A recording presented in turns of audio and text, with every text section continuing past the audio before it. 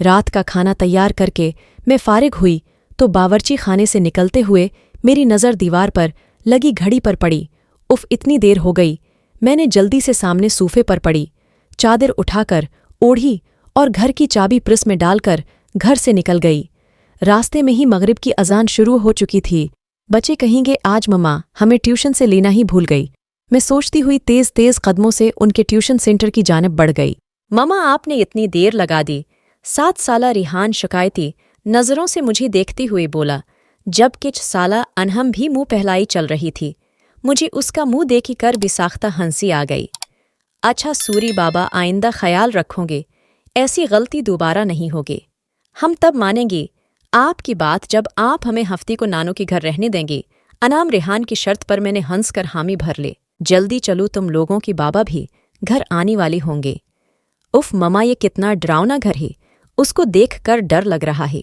Rehan house number 450 کو دیکھتے ہوئے بولا، جو بالکل اندھیری میں ڈوبا ہوا تھا۔ عجیب وحشت برس رہی تھی۔ اس کی بات پر میں دونوں بچوں کو لے کر جلدی سے آگے بڑھ گئے۔ میں آہستہ آہستہ اپنی بیتی ماضی کو سوچنے لگی۔ میرا نام علینا ہے، ہم 3 بہنیں اور 1 بھائی ہیں۔ میرے بابا آرمی میں ہوا کرتے تھے، جبکہ اماں سادہ سے گھریلو خاتون تھیں۔ میں فرسٹ ایئر میں تھی تو بابا نے اماں کی خواہش پر بڑا گھر لے لیا کہ ان کے جس گھر میں ہم تھے وہ گھر ہمیں کافی چھوٹا پڑ رہا تھا۔ جس دن بابا نے نیا گھر لیا، ہم سب بہن بھائی بہت خوش تھے۔ 2 منزلہ یہ بنگلہ نہایت خوبصورت تھا۔ نیچے والی حصے میں 3 بیڈ روم، بڑا سا ٹی وی لاؤنج اور ڈرائنگ روم اور باورچی خانہ تھا، جبکہ اوپری حصے میں 2 bed room, T V lounge اور 1 اسٹڈی روم تھا۔ چھوٹا سا باغیچہ تھا جس میں نیم اور بیر کی درخت لگی تھی اور کار پورچ اتنا تھا کہ ایک گاڑی کھڑی ہو جائے۔ میری بڑی بہن مہرین جو مجھ سے 2 سال بڑی تھی، اور پھر اس سے چھوٹی ثنا جو 1 سال بڑی تھی، پھر میں تھی، اور سب سے چھوٹا ہمارا بھائی جو اس وقت 7ویں جماعت میں تھا۔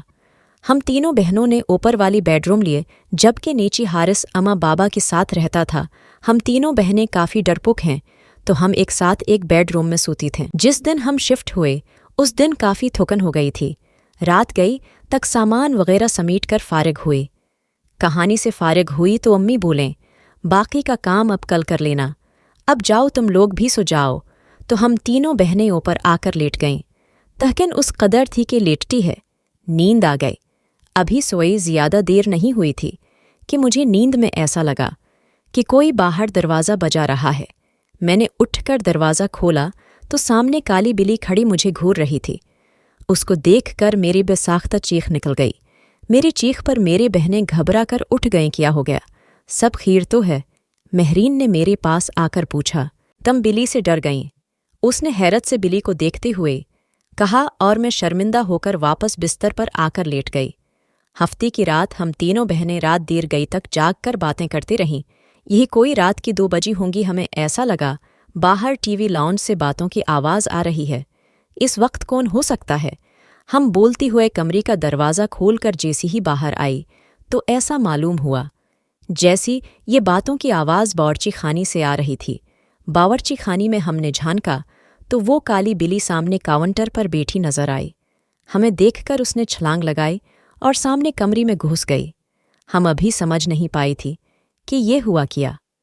پھر ہماری نظر سامنے جلتی چولہی پر پڑی۔ ایسی خوشبو آ رہی تھی کہ جیسی کچھ پک رہا تھا۔ مہرین نے آگے بڑھا کر چولہا بند کیا۔ ہم تینوں ہی گھبرا سے گئی تھی۔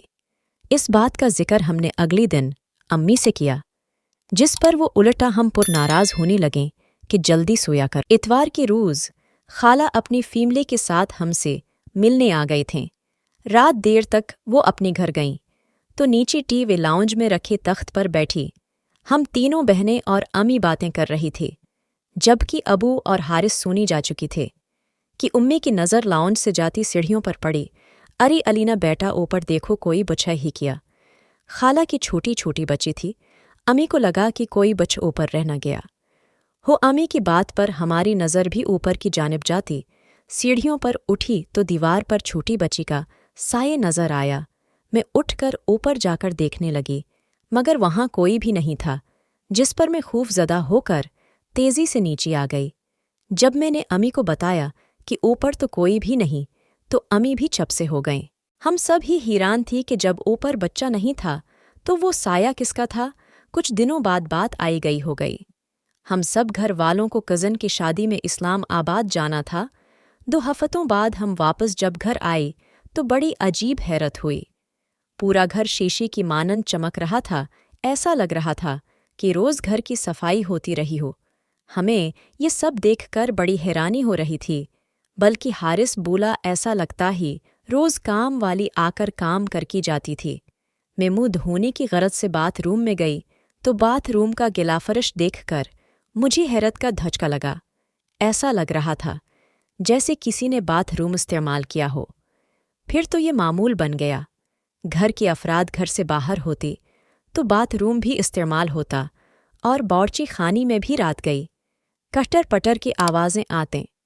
ہم لوگوں کو وہ کالی بلی مستقل گھر میں گھومتی ہوئی نظر آتی۔ ہم لوگ اب آہستہ آہستہ ان باتوں کی جیسی عادی ہوتی جا رہی تھی جب وہ ہولناک واقعہ رونما ہوا۔ رات کے کسی پھر امی کی آنکھیں کہلی تو انہیں محسوس ہوا کہ چھت پر کوئی ہی ہے۔ وہ سمجھیں ہم بہنیں سونے کی بجائے گپوں میں مصروف ہیں۔ وہ دبی قدموں سے چھت پر آئیں تو وہاں گول دائرے میں 10-12 عجیب شکل والوں کو بیٹھی دیکھا۔ وہ منظر اتنا خوفناک تھا کہ امی بھی ہوش ہو گئیں۔ فجر کی نماز کی لئی جب ابو اٹھی اور امی کو کمرے میں نہ پا کر لاؤنج میں آئی تو انہیں سیڑھیوں پر امی اوندی منہ پڑی نظر آئیں۔ ہوش میں آنے پر جب امی نے رات والا منظر بتایا تو ابو نے فوراً فیصلہ کر لیا کہ یہ گھر چھوڑ دینا مناسب ہے۔ اس سے پہلے کہ کوئی بڑا نقصان ہو تو ہم نے وہ گھر چھوڑ دیا۔ آج اتنی برس گزر جانے کے بعد بھی سوچو تو خوف کی سرد لہر ہماری جسموں میں دوڑ جاتی ہے کہ ہم 5 ماہ جس کو بلی سمجھتی رہی در حقیقت وہ ایک جن تھا۔